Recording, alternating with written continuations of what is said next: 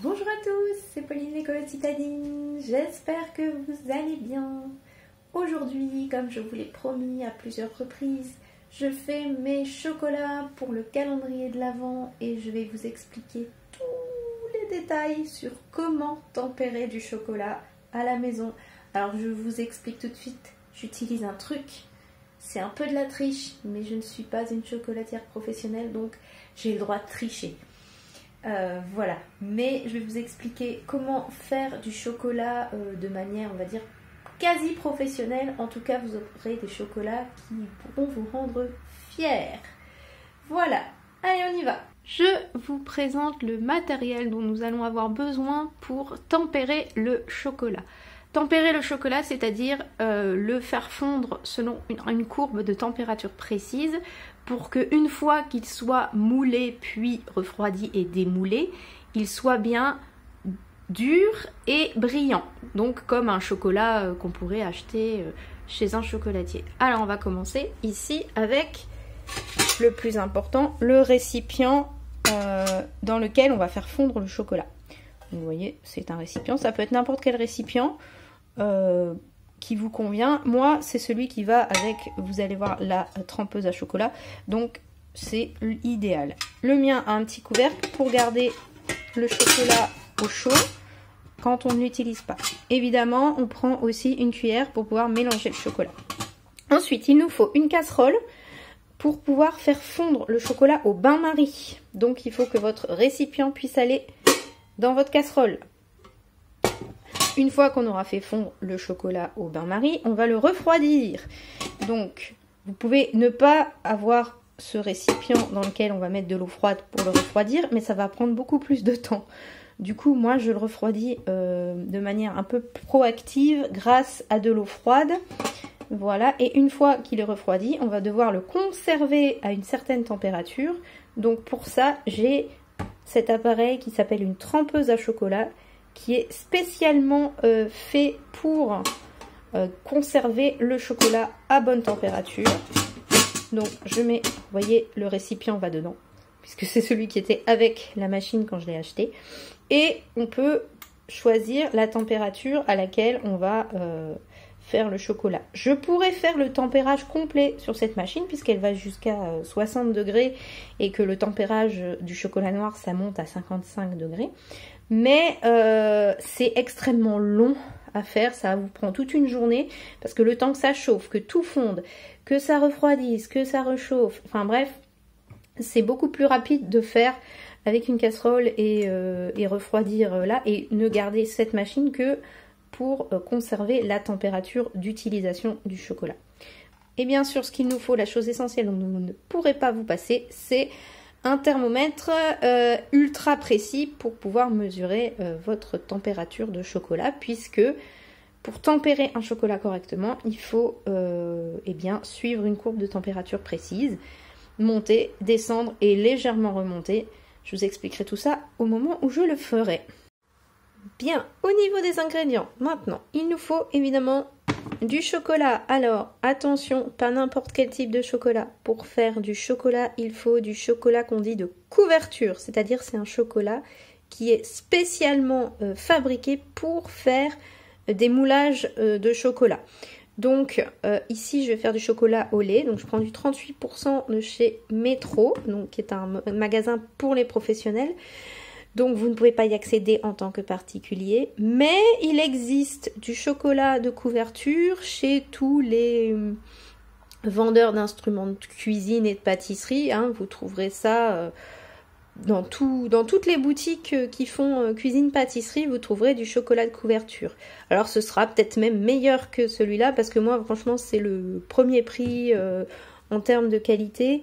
Je pourrais prendre du Sélection, Équateur, Costa Rica, mais franchement, ça fait très bien le job. Alors, on va éviter tout ce qui est chocolat de table, donc vous savez, les tablettes de chocolat, parce que elles sont, en fait, c'est du chocolat de couverture qui a été déjà transformé une première fois, donc il y a moins de beurre de cacao dedans, donc c'est moins pratique à travailler. Et pour ce qui est du chocolat pâtissier, j'avoue, je n'ai jamais essayé parce que bah, j'ai tout de suite commencé avec ce chocolat-là. Mais je suis pas sûre que ce soit très efficace non plus. Vous pouvez essayer, vous me direz. Hein, dites-le en commentaire si ça a marché avec du chocolat de pâtissier. Maintenant, ça, on peut se contenter de ça et suivre les guides de température pour tempérer votre chocolat. Mais personnellement, je n'ai jamais réussi à tempérer du chocolat en montant, descendant, remontant. C'était toujours raté.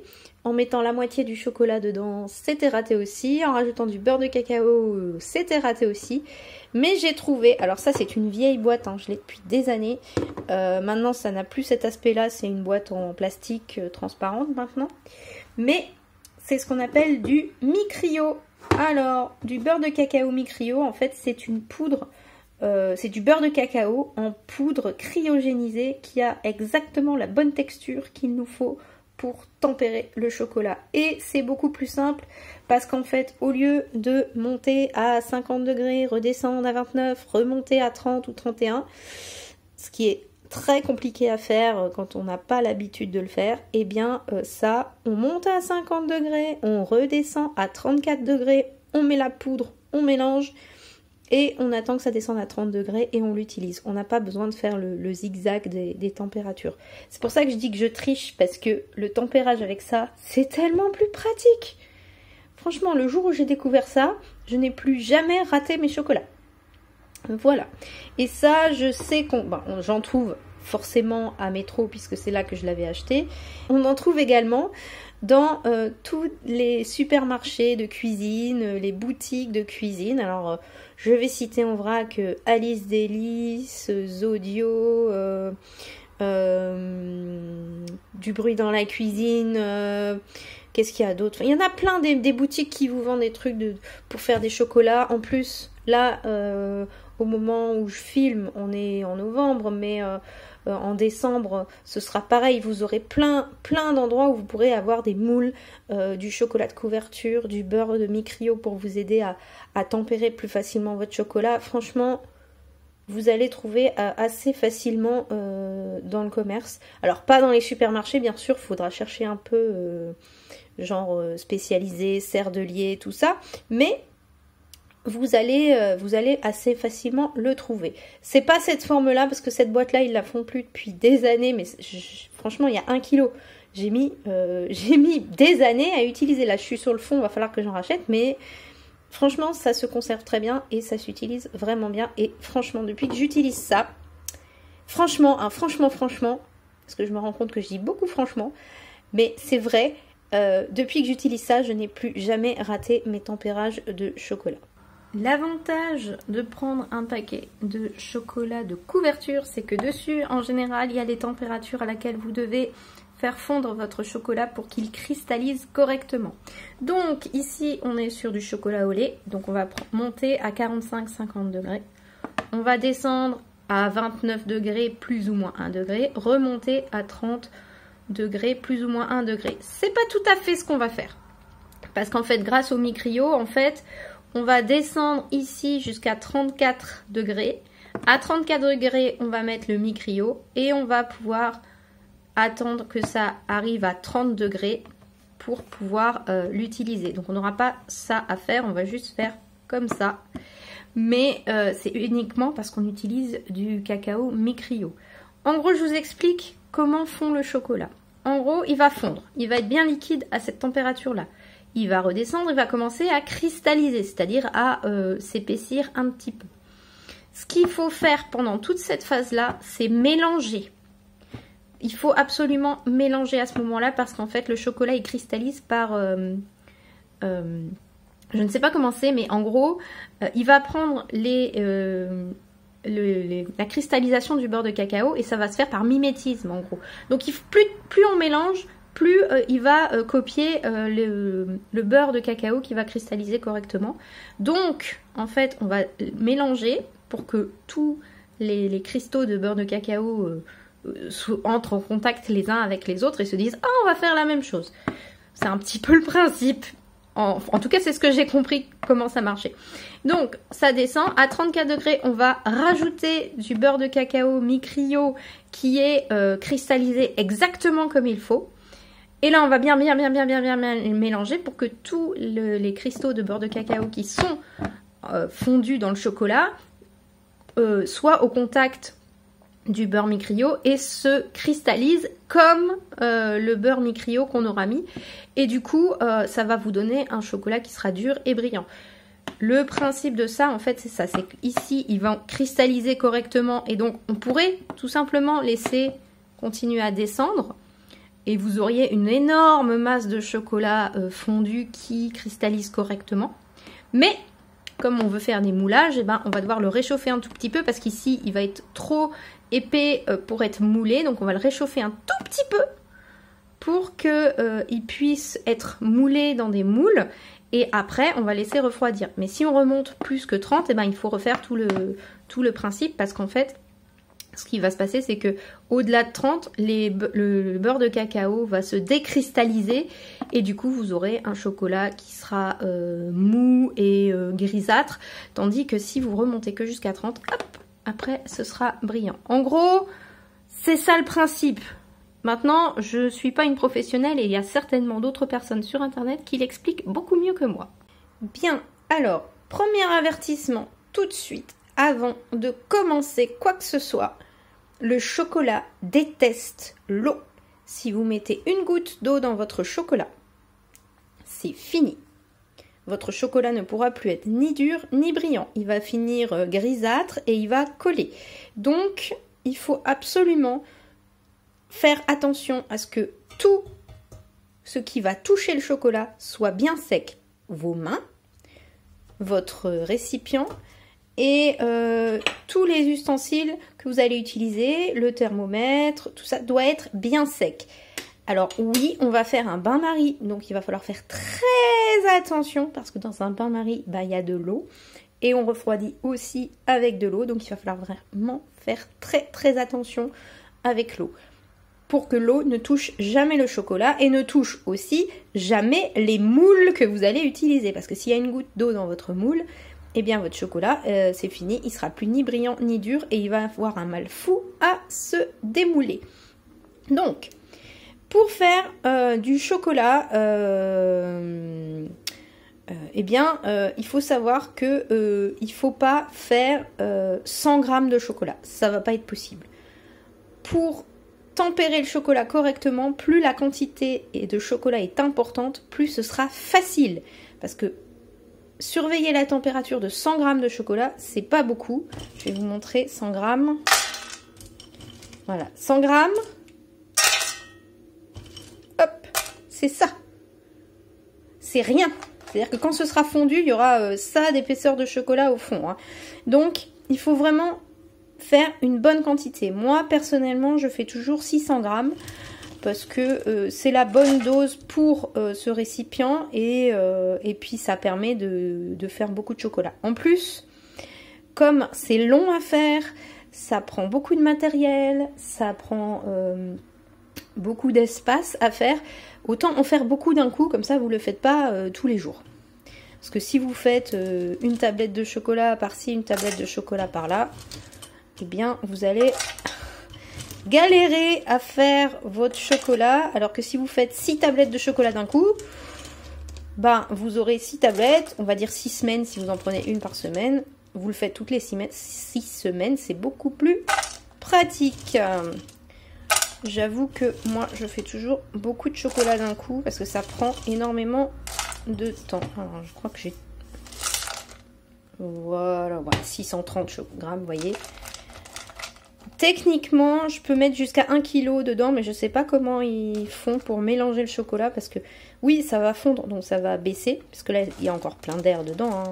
C'est plein de vide, puisque c'est pas fondu. Quand ce sera fondu, ça va baisser. Mais du coup, je fais que 600 grammes parce que sinon, ça déborde quand je mélange, et c'est pas pratique, surtout avec le bain-marie, on risque de mettre de l'eau dedans. Plus il y en a, plus on risque de mettre de l'eau dedans, donc je préfère faire que 600 grammes à la fois. Donc, on va commencer par faire fondre notre chocolat au bain-marie. Je vous ai dit, le chocolat n'aime pas l'eau, donc il faut faire très très attention. Il ne faudrait pas que la vapeur redescende sur le chocolat et le mouille, et il ne faudrait pas que l'eau qui soit dans la casserole déborde et le mouille. C'est pour ça, vous voyez, j'ai mis très peu d'eau au fond, parce que quand je vais mettre mon bocal, l'eau va légèrement remonter sur le bord. Si je mets trop d'eau, bah, ça va déborder et ça risque de toucher le chocolat. Donc je fais très attention, j'ai mis très peu d'eau. Voilà. Et voilà, le fond du pot est légèrement baigné par l'eau. La vapeur va remonter, elle va s'échapper par ici et on va faire attention à ce qu'elle ne retombe pas dedans. C'est-à-dire on va pas mettre le couvercle pour éviter que le chocolat soit humide à cause de la vapeur. Maintenant, on va mettre à chauffer. Je mets pas très fort parce que vous avez vu que ça montait à entre 45 et 50 degrés et du coup il ne faudrait pas que tout de suite ça monte très très fort, que le chocolat du fond soit à 60 degrés et puis quand on a le chocolat du haut il ne soit pas fondu. Donc il va falloir faire très très attention à la température du chocolat. C'est pour ça qu'on a un thermomètre. Voilà, donc je l'allume. Voilà, et je mets la bonne température. On a dit 45. Ok, je mets l'alarme. Je le plante dedans. Et maintenant, je peux laisser fondre tranquillement. En surveillant, bien sûr, je ne m'éloigne pas. Mais on n'a pas besoin de remuer pour que ça fonde. Je vais le faire quand même pour que ça aille un peu plus vite. Mais techniquement, à ce moment-là, le chocolat n'a pas besoin d'être remué. Pendant que le chocolat fond, on peut mettre en route ici la trempeuse à chocolat afin qu'elle commence à monter en température et qu'elle puisse, quand on en aura besoin, être à la bonne température. Voilà, donc on l'a fait chauffer en attendant. Je mets le couvercle dessus pour que la chaleur reste et il n'y a plus qu'à attendre que le chocolat fonde. Voilà, le chocolat est fondu. Maintenant, on va passer à la phase la plus longue et la plus pénible parce que c'est celle où il faut être disponible tout le temps. On va faire refroidir le chocolat. Pour faire refroidir le chocolat, vous vous souvenez, j'ai mon récipient. Dedans, j'ai mis un fond d'eau froide et je vais plonger mon bac avec le chocolat dedans doucement pour pas qu'il y ait d'eau qui passe à l'intérieur. Et bien maintenant, on va remuer. Alors, je dois remuer jusqu'à ce que la température du chocolat soit de 34 degrés. Voilà. Alors là, oui, ça peut être... Et quand ce sera à 34 degrés, je pourrai mettre le mi-cryo. Là, on arrive à 35-34 degrés, ça dépend, donc on est vraiment dans la bonne température, on a bien remué et maintenant on va mettre, vous voyez, la poudre de mi-cryo et on va bien mélanger pour que ça cristallise correctement. Voilà, et je vais l'enlever du froid parce que ça commence à refroidir un peu trop vite. Voilà, on mélange bien.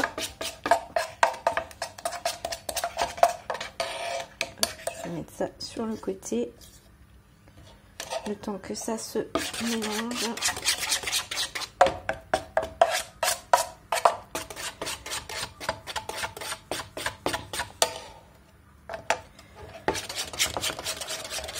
Et quand ça atteindra 30 degrés, eh bien, on pourra l'utiliser. J'ai bien remué jusqu'à ce que ça atteigne 30 degrés. Une fois que c'est 30 degrés, je l'ai mis dans la trempeuse à chocolat à 30 degrés. Et maintenant, on va essayer de plus trop le mélanger parce qu'on a fait en sorte que les cristaux de beurre de cacao se cristallisent correctement. Si on les remue maintenant alors que ça se réchauffe un tout petit peu pour bien refondre, eh bien on risque de couper ce principe de cristallisation et d'avoir un chocolat qui n'est pas terrible. Donc il va vraiment falloir le garder à température et ne pas trop le remuer jusqu'à ce qu'on puisse l'utiliser. Votre chocolat est tempéré correctement, il est fondu, il est prêt à être utilisé. Alors je vais vous montrer comment on l'utilise pour ici donc un moule qui constitue 24 petites friandises pour Noël. En fait, c'est un moule pour les calendriers de l'Avent. Ici, je vais vous montrer aussi, parce que je sais qu'il y en a beaucoup qui apprécient les moules en silicone. Moi, c'est pas le cas, hein, je déteste ça. Mais j'en ai un, donc je vais vous montrer comment on fait des chocolats dans un moule à silicone. Et également des sucettes, puisque il y a de plus en plus de gens qui font leurs sucettes en chocolat eux-mêmes. Donc voilà, ici c'est extrêmement simple. On a des moules en fait qu'on va remplir de chocolat. Voilà, on va pas faire des moulages creux, ça c'est plus compliqué, je le ferai une autre fois parce que filmer tout aujourd'hui ça va être compliqué. Surtout que je suis toute seule aujourd'hui, donc je n'ai personne pour tenir la caméra ou m'aider si j'ai des problèmes. Donc je vais me contenter de quelque chose de très très simple, c'est-à-dire on remplit de chocolat et on attend que ça refroidisse avant de démouler. Il nous faut donc des moules. Alors ça, ce sont des moules en polycarbonate. Donc vous voyez, c'est du plastique solide. Voilà, celui-là aussi. Parce que si vous tempérez correctement votre chocolat, en fait, quand il va refroidir, il va légèrement se rétracter. Et vous allez faire ça et tous les chocolats vont tomber tout seuls du moule. Ça se démoule tout seul, un chocolat qui est bien tempéré dans un moule solide. Si jamais vous ratez votre tempérage, ce qui arrive, ça se démoule extrêmement difficilement. Voilà. Donc moi, comme je sais maintenant tempérer mon chocolat correctement, j'utilise beaucoup ces moules-là parce que je les préfère. Ça se démoule tout seul. Vous allez voir, je vous montrerai. Vraiment, ça tombe tout seul du moule. Et si jamais vous ne savez pas trop comment tempérer le chocolat, que vous avez peur, vous pouvez utiliser des moules en silicone comme ça, que vous remplissez de chocolat parce que tout simplement, vous allez pouvoir expulser le chocolat, même s'il est un peu raté. Maintenant, comme pour le reste du matériel, on vérifie bien que les moules sont propres et bien secs. Il ne doit pas rester une petite goutte d'eau dans un tout petit coin. Vous voyez, il y a des tout petits yeux, des tout petits détails sur ces moules. S'il reste une petite goutte d'eau, votre chocolat, il va accrocher au fond du moule, il va griser, il va plus être aussi ferme et du coup, il se démoulera beaucoup moins bien, il sera moins joli. Donc vraiment, vraiment, vraiment, si vous devez laver vos moules, vous les lavez plusieurs jours avant, vous les essuyez bien. Moi je sais que je le faisais sécher au déshydrateur quand j'avais encore un déshydrateur, je n'en ai plus mais j'avais un déshydrateur, et je mettais mes moules à chocolat dedans avec la ventilation chaude et hop, en quelques heures c'était sec, il n'y avait plus de traces d'eau, il n'y avait plus rien du tout et j'étais sûre que mes moules pouvaient être utilisés. En tout cas, surtout, en plus les moules à silicone c'est difficile à sécher avec du sopalin. Ici vous pouvez à la limite mettre du sopalin pour absorber l'eau qui reste, ce que j'ai fait des fois. Là c'est plus compliqué parce que si vous mettez du sopalin, c'est un moule en silicone donc ça risque d'avoir des petits bouts de sopalin dans votre chocolat. Donc il faut vraiment vraiment que les moules soient propres et secs, complètement secs. Tout comme la spatule ici, je vous montre la spatule qui va nous servir à racler le chocolat pour pas qu'il déborde. En fait, vous allez remplir les moules et après on va enlever le surplus de chocolat, comme ça.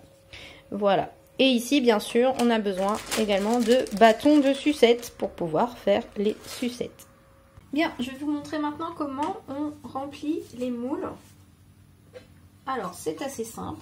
On prend son chocolat bien fondu et on va faire attention parce que vous voyez, ça fait des traces. Hop, et on va remplir tout simplement les alvéoles. Voilà.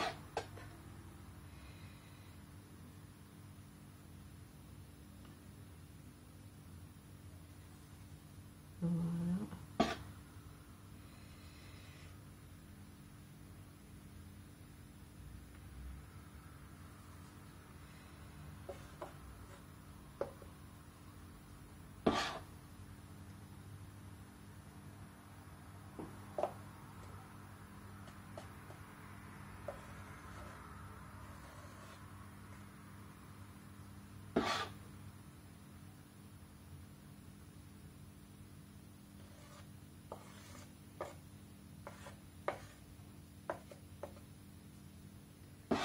Et on n'a pas besoin en fait de remplir jusqu'au bout. Parce que vous voyez, il y en a beaucoup trop.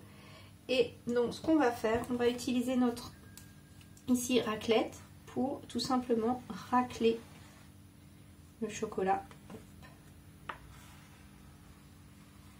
Et vous voyez, il y en a beaucoup trop.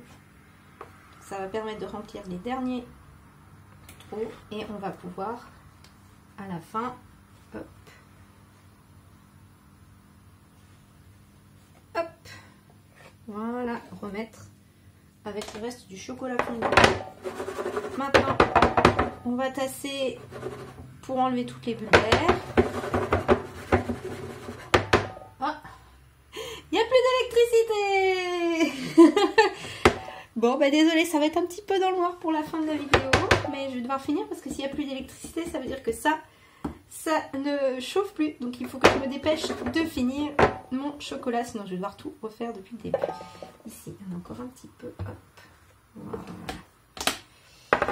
Donc voilà, une fois qu'on a bien tassé, eh ben on va mettre de côté et puis on va attendre que ça refroidisse. Voilà. Maintenant, je vous montre très rapidement pour les moules en silicone. Alors vous voyez, déjà c'est beaucoup moins pratique parce que c'est souple. Et du coup, bah, ça se tient bien moins dans la main. Hop. Voilà. Je suis désolée, vraiment, là, il n'y a plus beaucoup de lumière. Je vais essayer de mettre comme ça. Voilà. J'espère qu'il n'y avait personne dans l'ascenseur parce que là...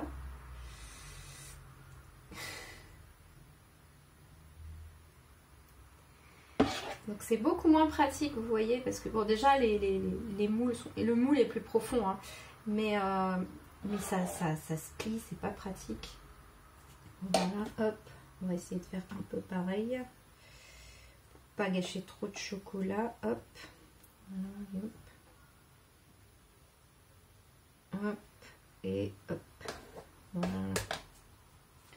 Donc, et ben là, pareil, on va tasser pour faire remonter les bulles. Voilà, et ça déborde un peu et on met à sécher. Pareil sur le côté. Quand je dis sécher, c'est refroidir, hein. On évite de mettre au frigo parce que en fait, si vous mettez au frigo et qu'il y a de la condensation, votre chocolat il va être humide. Vous voyez, j'ai plein de chocolat sur les mains. Ah, c'est ça aussi, quand on fait des chocolats maison, on finit toujours par se lécher les doigts. Alors, ici, on va faire les sucettes. Alors, c'est pareil, c'est le même principe, sauf qu'au lieu de remplir toute l'alvéole, eh ben, on remplit que la partie sucette. Et dans le reste, on met un bâtonnet. J'ai mis les bâtonnets des deux côtés. Parce qu'en fait, vous allez voir, si je ne mets pas le bâtonnet avant, eh bien, en fait, après, j'aurai du mal parce qu'il y aura du chocolat ici. Donc, ça sera plus compliqué à mettre. Hop, hop, on y va.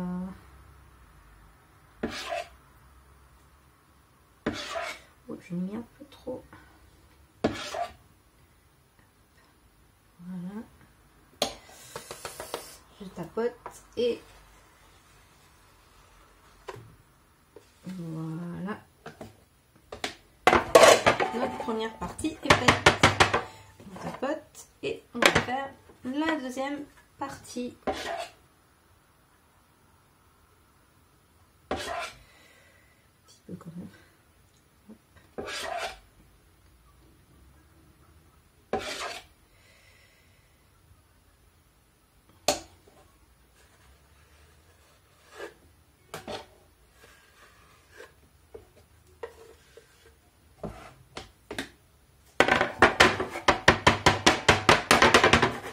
On tapote pour faire monter les bulles et on met à refroidir. Voilà, il reste du chocolat. Je vais faire d'autres choses avec, mais je ne vais pas filmer parce que ça va être un peu plus compliqué. Le chocolat a durci. Alors ça peut prendre quelques heures à quelques minutes selon la forme du chocolat, la taille du chocolat, la température qu'il fait. S'il fait froid, bah, ça ira beaucoup plus vite que si vous êtes à 25 degrés chez vous. Donc, et on va, vous allez voir, ça va tomber tout seul. Donc on va le retourner. Ici on voit que ça s'est décollé de l'intérieur du moule, puisque sinon ça serait tout marron. Et là on voit qu'il y a quand même un début de bulle d'air. Et on y va. Vous voyez, ça commence à tomber. Hop. Alors, faut taper un peu, hein. Plus le moule est grand, plus il va se rétracter en fait, et plus ça tombera facilement. Quand je fais des gros moulages, vous voyez, tout est sorti, il n'y a plus rien dedans. Voilà. Quand je fais des gros moulages, j'ai pas besoin de taper, ça tombe tout seul. Mais là, c'est des petits chocolats. Du coup, il faut taper un petit peu. Et vous voyez, ils sont bien brillants. Alors, il y a encore quelques petites bulles. Elle est bien placée, celle-là de bulle, tiens. Mais ils sont bien brillants, bien solides. Et ils vont tenir bien longtemps. Donc ça, c'était le moule en polycarbonate. Maintenant, on va démouler les sucettes. Alors vous voyez, elles sont aussi bien détachées. On y va. Ah bah vous voyez, celles-là, bah, vous voyez, elles sont tombées toutes seules. J'ai même pas eu besoin de taper. Hop, vous voyez, elles sont bien brillantes, superbes. Voilà. Voilà. Elles sont presque toutes tombées du premier coup. Hop. Et il en reste une. On va. Voilà. Vous voyez, quand le chocolat est très bien tempéré, enfin très bien, quand il est tempéré tout bêtement, eh ben, il sort tout seul des moules solides. C'est pour ça que j'adore les moules en polycarbonate, parce que vous voyez, quand le chocolat il sort, eh ben, il sort en entier. Hop. Et il n'y a plus en fait de traces à l'intérieur du moule. Il faut bien sûr nettoyer autour du moule, mais c'est quasiment rien à nettoyer en fait. Donc il n'y a pas besoin de frotter l'intérieur. Quand c'est bien fait, ça se nettoie tout seul. Et bien sûr, les moules comme ceci passent au lave-vaisselle. Quand j'avais un lave-vaisselle, c'était hyper pratique parce que comme ça sèche derrière, c'était super pratique. Mais bon, maintenant j'ai plus de lave-vaisselle, donc je dois faire sans. Maintenant, on passe au moule en silicone. Alors, c'est beaucoup moins pratique parce que on peut faire ça, mais vous voyez, ça tombe pas. Donc, il va falloir, eh bien, tout simplement pousser chaque petit dinosaure hors de son alvéole. Voilà, comme ça. Et vous voyez, c'est bien brillant. Donc, c'est que c'est bien tempéré. Voilà. Hop. On continue.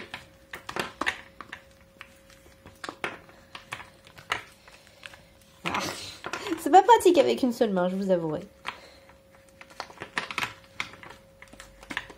Voilà, je vous montre encore les suivants. Vous voyez, ils sont pareils, ils sont bien brillants, ils sont bien solides, bien durs.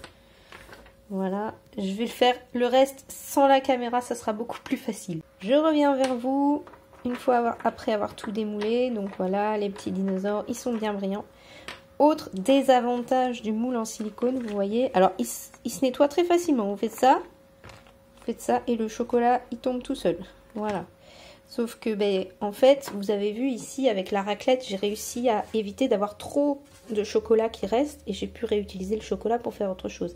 Ici, bah, il y a beaucoup de chocolat qui reste sur le moule. Vous voyez, il y a plein de déchets, de petits déchets comme ça. Alors ça se mange, ça se réutilise. Vous pouvez tout à fait le remettre avec la prochaine fournée de chocolat. Mais bon, c'est dommage qu'on doive le réutiliser en fait. Voilà. S'il n'avait pas été bloqué sur le moule, eh ben, on aurait pu l'utiliser directement pour faire autre chose avec. Là, il va falloir le réutiliser ou le manger comme ça si vous êtes gourmand. Et voilà, j'ai terminé mes chocolats. J'ai fait aussi des petits mendiants pour finir le chocolat qui restait. Et qu'est-ce qu'on fait maintenant? Eh bien, on les met dans une belle boîte. On va la fermer hermétiquement et on va les laisser dans le placard. Il faut surtout pas les mettre au frigo. Ce sont des chocolats qui sont tempérés correctement, donc ils devraient tenir à température ambiante.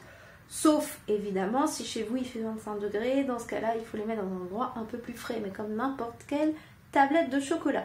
Donc voilà, je vais juste mettre un petit couvercle là-dessus et les ranger dans mon placard en attendant de les mettre dans le calendrier de l'Avent ou dans les petits sacs cadeaux que je vais offrir à Noël. Voilà, cette vidéo est maintenant terminée, j'espère qu'elle vous aura plu. Si c'est le cas, n'hésitez pas à laisser un petit pouce en l'air, un commentaire, à vous abonner, à partager cette vidéo avec vos amis pour que eux aussi apprennent à faire des chocolats qu'ils pourront vous offrir pour Noël. Et je vous dis à la semaine prochaine et je vous souhaite une excellente journée. Au revoir!